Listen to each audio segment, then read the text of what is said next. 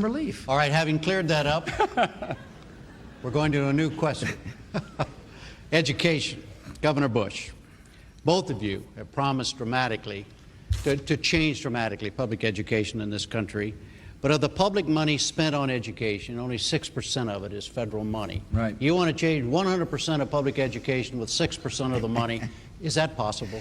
Well, I tell you, we can make a huge difference by saying if you receive federal money, we expect you to show results.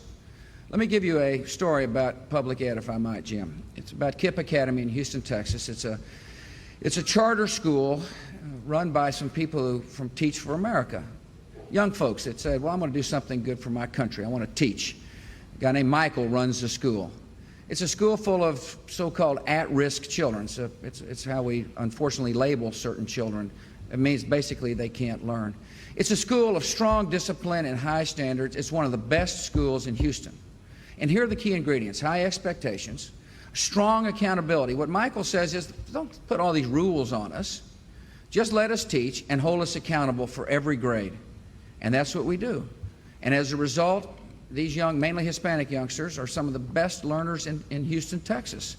That's my vision for public education all around America. Many of you viewers don't know, but Laura and I sent our girls to public school. We went to Austin High School, and many of the public schools are meeting the call. But unfortunately, a lot of schools are trapping children in schools that just won't teach and won't change. So here's the role of the federal government. One is to change Head Start into a reading program. Two is to say that if you want to access reading money, you can do so, because the goal is for every single child to learn to read. There must be K-2 diagnostic tools. There's teacher training money available.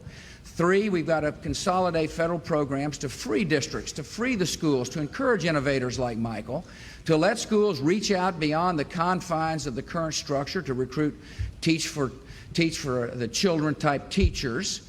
Four, we're going to say if you receive federal money, measure third grade, fourth grade, fifth grade, sixth grade, seventh grade, eighth grade, and show us whether or not children are learning to read and write and add and subtract. And if so, there'll be a bonus plan.